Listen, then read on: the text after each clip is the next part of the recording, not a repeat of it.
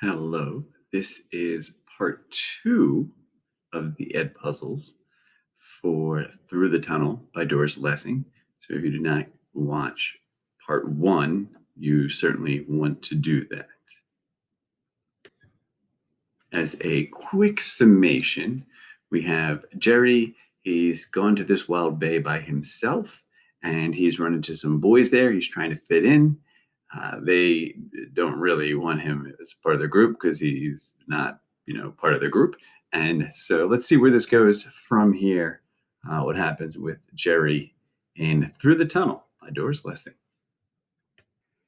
They, meaning the boys that Jerry's run into in the wild bay, it says, they began diving again and again from a high point into a well of blue sea between rough pointed rocks. After they had dived and come up, they swam around, hauled themselves up, and waited their turn to dive again. They were big boys, men to Jerry. He dived, and they watched him, and when he swam around to take his place, they made way for him. He felt he was accepted, and he dived again, carefully, proud of himself.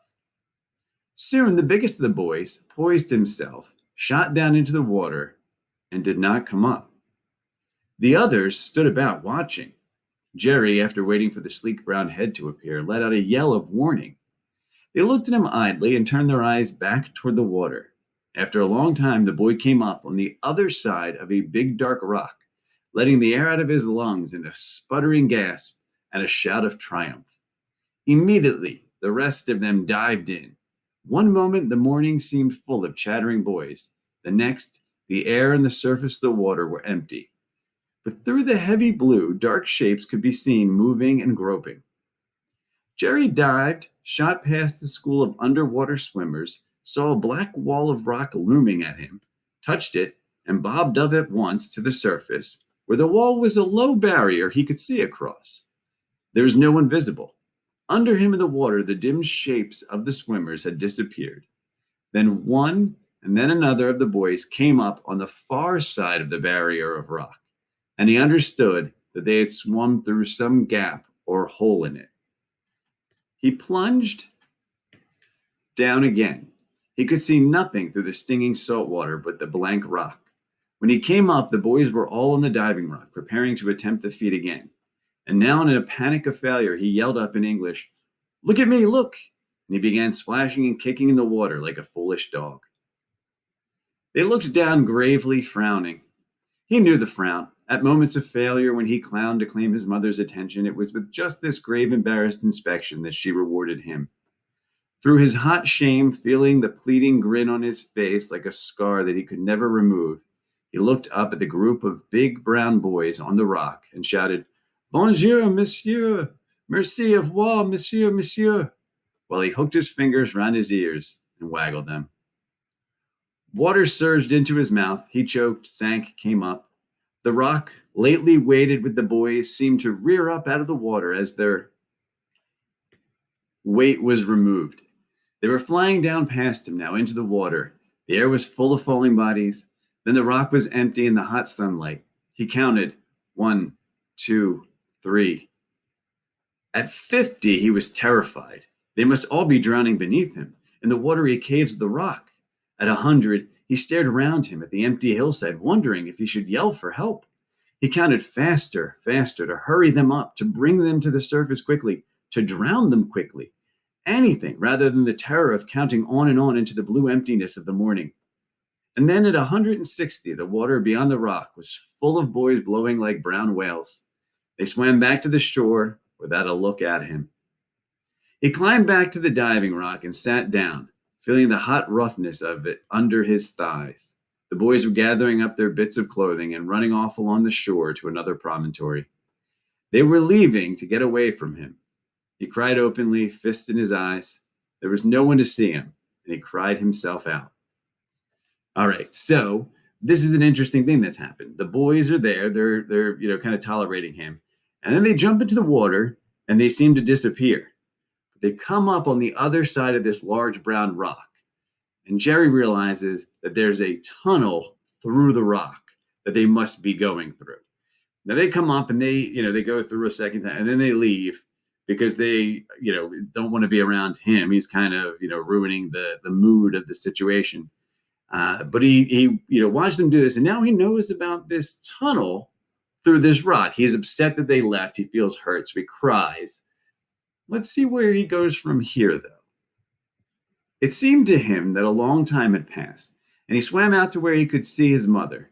Yes, she was still there, a yellow spot under an orange umbrella. He swam back to the big rock, climbed up, and dived into the blue pool among the fanged and angry boulders. Down he went until he touched the wall of rock again.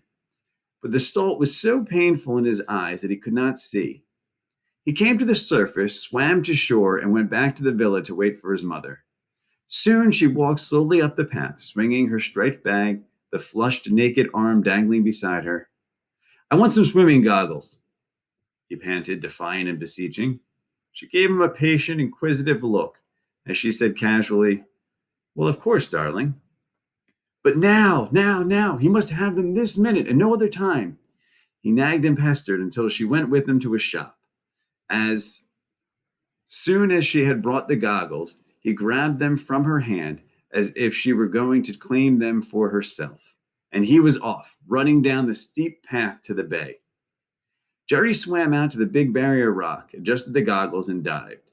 The impact of the water broke the rubber enclosed vacuum, and the goggles came loose. He understood that he must swim down to the base of the rock from the surface of the water. He fixed the goggles tight and firm, filled his lungs, and floated face down on the water. Now he could see. It was as if he had eyes of a different kind, fish eyes that showed everything clear and delicate and wavering in the bright water. Under him, 6 or 7 feet down, was a floor of perfectly clean, shining white sand, rippled firm and hard by the tides. 2 grayish shapes steered there, like long, rounded pieces of wood or slate. They were fish. He saw them nose toward each other, poised motionless, make a dart forward, swerve off, and come around again. It was like a water dance. A few inches above them, the water sparkled as if sequins were dropping through it. Fish again.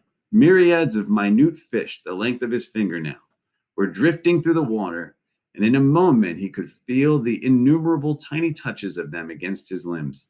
It was like swimming in flaked silver. The great rock the big boys had swum through rose sheer out of the white sand, black, tufted lightly with greenish weed. He could see no gap in it. He swam down to its base. Again and again he rose, took a big chestful of air, and went down. Again and again he groped over the surface of the rock, feeling it, almost hugging it in the desperate need to find the entrance. And then, once, while he was clinging to the black wall, his knees came up, and he shot his feet out forward, and they met no obstacle. He had found the hole. All right, so to explain, right, the boys have left him. He's hanging out there, and he decides he is going to go through the tunnel. Tries to find it. He can't see. He makes his mom buy him some goggles. And then he's got to, it still takes him some time. He's exploring. He's still got to find the where the tunnel is. And he just found it. All right. And let's see what he can do about possibly going through there. He gained the surface, clambered about the stones that littered the barrier rock until he found a big one. And with this in his arms, let himself down over the side of the rock. He dropped, with the weight, straight to the sandy floor. Clinging tight to the anchor of stone, he lay on his side and looked in under the dark shelf at the place where his feet had gone.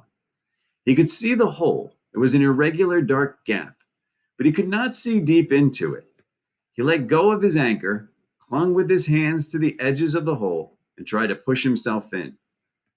He got his head in, found his shoulders jammed, moved them in sidewise, and was inside as far as his wrist. He could see nothing ahead. Something soft and clammy touched his mouth. He saw a dark frond moving against the grayish rock, and panic filled him. He thought of octopuses, of clinging weed. He pushed himself out backward and caught a glimpse, as he retreated, of a harmless tentacle of seaweed drifting in the mouth of the tunnel. But it was enough. He reached the sunlight, swam to shore, and lay on the diving rock. He looked down into the blue well of water. He knew he must find his way through that cave or hole or tunnel and out the other side. First, he thought he must learn to control his breathing. He let himself down into the water with another big stone in his arms, so that he could lie effortlessly on the bottom of the sea. He counted 1, 2, 3. He counted steadily. He could hear the movement of blood in his chest. 51, 52. His chest was hurting. He let go of the rock and went up into the air. He saw that the sun was low. He rushed to the villa and found his mother at her supper. She only said, "Did you enjoy yourself?" And he said, "Yes." All night the boy dreamed of the water-filled cave in the rock, and as soon as breakfast was over, he went to the bay. That night his nose bled badly. For hours he had been underwater, learning to hold his breath, and now he felt weak and dizzy. His mother said, "You shouldn't overdo things, darling, if I were you." All right, so we'll pause there. He wants to go through that tunnel. He knows first he's got to control his breathing and learn to hold his breath. And that's what he's doing. But there's some negative effects. He's getting a nosebleed, and he is feeling weak and dizzy. Let's see if he can overcome those obstacles and possibly make an attempt to go through the tunnel.